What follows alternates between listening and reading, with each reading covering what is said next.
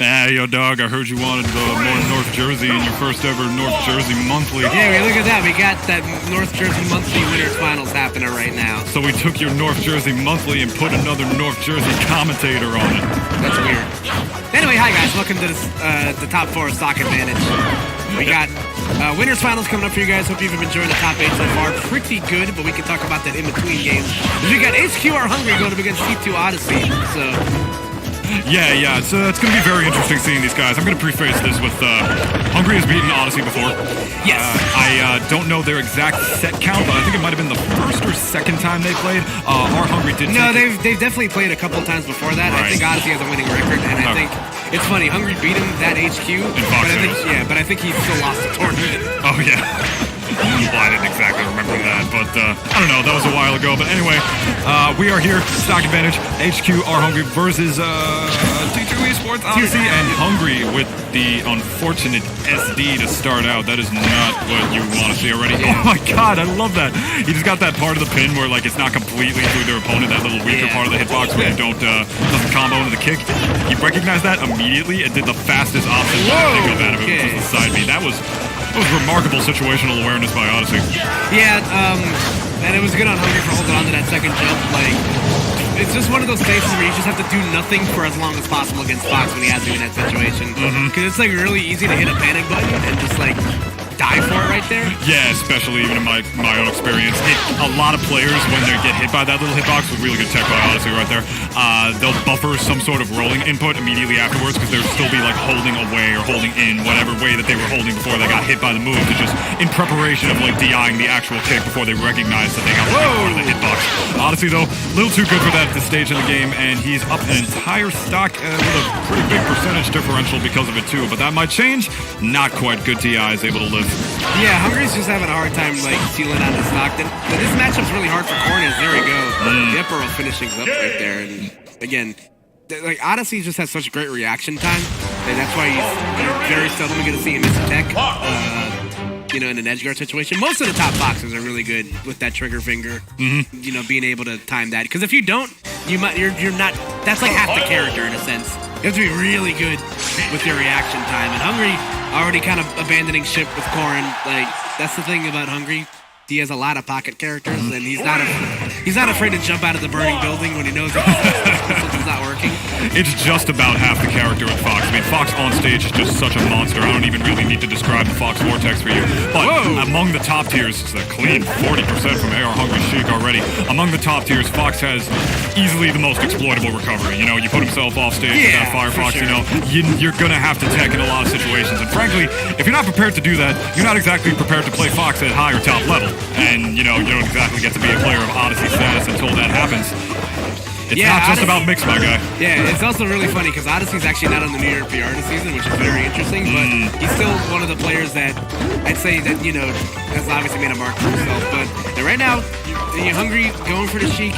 Definitely a character he's kind of had a cup of coffee with every now and then, since, I'd say for the last couple of years. More so recently, and so far it's kind of working out. I think the big thing for him is just being able to fight hit for with Fox in neutral. I feel like that's where he was kind of getting screwed up a lot. Because off stage, he was getting pretty decent conversions. There we go. Good bouncing fish right there from Hungry. And Odyssey all of a sudden down his stack. Not seeing too many mixes from him already. Obviously, he would be up a stock if that happened, but that's not the case. But he doesn't exactly need them. He's going to get that up smash out of shield, going to be able to seal it out. And that is one thing that, these characters are actually compared very often. You see a lot of Fox players compared to Sheik's players. A lot of Fox players also pick up Sheik as well. It's just a pretty common combination as this edge guard is still continuing. Reminiscent of Flaw in that earlier match that he had against Odyssey, but Odyssey already saw that situation once today. He's definitely good. If he didn't get hit by that the first time, he's definitely not going to get hit by it the second time. I mean, let's be reasonable. I mean, yeah, that's where a lot of your damage is going to come against Fox, because that's where obviously where he's most exploitable. But then he can just do this. Good on Hungry for not rolling in right there, because he definitely would have gotten blown up for big damage. Yeah. You see him not afraid to go for the bouncing fish in that situation either. The forward smash will catch the regrab. Now Hungry once again gonna have to fight his way back on the ledge. Yeah. Fox is so good at covering all these options. Even with the air dodge, he's able to follow him down with the up air, and that will be game 2 in favor of Odyssey. And watching these two, all I can really think of is the debate. I mean, you hear so many Smash players, high and low level, argue who's a better character, Fox or Sheik, in this meta. Because they're compared a lot. You know, a lot of people say these characters do the same thing. But one thing that, at the very least, I do know that Fox does have over Sheik is raw kill power. I mean, they both have such great combo games, such great vortexes where they can get so much damage on you. But Fox, I feel like he's just a little bit more reliable at killing in more situations. You know what I mean? There's Sheik, you know, her one, if only flaw as a character is that, you know, like she, in terms of her kill power, is relatively weak. Definitely needs Rage to be able to kill, and then she's, you know, the whole benefactor of Rage is that, like, you have high percent, you're at high percent, you might die a little early. So some people think that Fox is a better character because of that, but that's a whole argument for another time. And it's gonna have to be another time because there's no Fox on screen anymore. I switched to Bayo. We got a Foxy lady instead of just a Foxy animal. Oh my goodness. Foxy Grandpa, if you may. But yeah, I know Odyssey has a couple of other secondaries. I saw him play Mario earlier on stream, and I know he has a Sheik of his own, like we were just talking about. But his Bayo is, I guess, a newer commodity, and so far that Bayo, I hope he kept the receipt on it, because he might have to return back to Fox pretty quickly. Yeah, I mean, you can't just switch to Bayo and expect to beat a player as good as Arhungry if you're Bayonetta, and I don't know if his Bayonetta is practiced or unpracticed, and just have it work. Obviously, if that was the case, we would all be top players, and this game would not be as versatile and volatile as it typically is. Well, here's my thing. I feel like, at the situation at hand, I feel like Odyssey's just trying to go for more I think in neutral, like, Sheik probably does the best against fighting Fox. I feel like he's probably just trying to net those kills as early, like, even earlier, like, trying to exploit the fact that Sheik's not going to be able to kill him super early. You know, obviously just being able to, like, there's always the chance of a shotgun combo off the top. Or maybe it's because he recognizes that he's up and he might as well just go for it. Like, you know what? I don't think you're right on either parts. I think it's both. Yeah. As that afterburner kick to the upper is going to take the stock and even out the stocks out. He is up a game, so he does have a few. He's up 2 games. My mistake. Thank you. He is up 2 games, but not anymore. No, he should be able to make this back to Bayonetta. What am I talking about? I'm sorry. I don't know what he's going to do with his new Bayonetta, but like you said, he is up 2 games, so he does have a little time to be able to exploit it. And what was that first thing you said? I'm sorry, I forgot. You said like, oh, there are 2 reasons that he might have gone Bayo here, and I forgot the first one. The raw kill power, that's what it was. Yeah, I think it's just him just being able to, like, take advantage of the fact that she can't kill earlier than she can, and, like, Hungry could die right now if he plays his cards right. Yeah, or it could just be him just like, hey, I'm up a couple of games, let me just try something. Like, why not? Yeah, like you said before, I think it's both. I mean, like, with, like, you know, just the raw, like, potential explosive power of Bayonetta, he now doesn't even really have to play as much neutral with Sheik at all. At least that Fox does, because like you said, Sheik is just among the best characters at fighting Fox in the neutral. Now he doesn't have to do that at all, but it is not going to matter. That bouncing fish is going to catch Odyssey. Closing out that 3rd game, Odyssey up 2-1 against Arhungry. Yeah, Odyssey kind of just made that, like, super obvious for him. like, Arhungry did the right thing, obviously just going straight for the bouncing fish. Okay, again. Oh, wow. Yeah, Odyssey's definitely shown he's, like, willing to play with his food today. Like, might as well. You know, clearly, I mean, his Fox was... They weren't even really all that close of games. I mean, they were, like... I mean, they weren't dominant by any stretch of the matter, but his Fox was definitely putting in the work against Arhungry, doing what it had to do to be able to solidly take those games. I guess he just really wants to, like, work his secondaries and, like...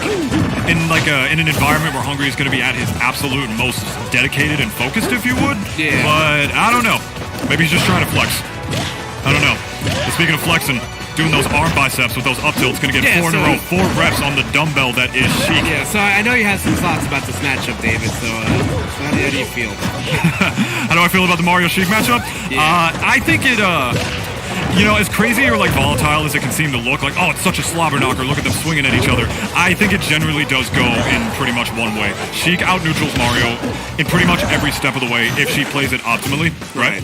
Just forward air kind of messes up Mario in neutral, you know, like, it pretty much has just as much range as back air, you know, like, if they're going to trade with each other a lot, and a lot of those trades, Sheik is going to wind up being the character on top, but Mario only needs to grab Sheik, like, 3 times after that, and he wins. Basically what it is, I like to think of it as like a parking meter, like the the ones we have outside. Not at this venue, Gotcha. but at certain other ones. Sheik is just putting in so much work in getting in and around Mario, getting those forward airs, getting that damage, and in a sense, you're just feeding the meter with the rage against Mario, because Mario is just... And Mario he's not a has complete... handicap sticker. Yeah, he's got a...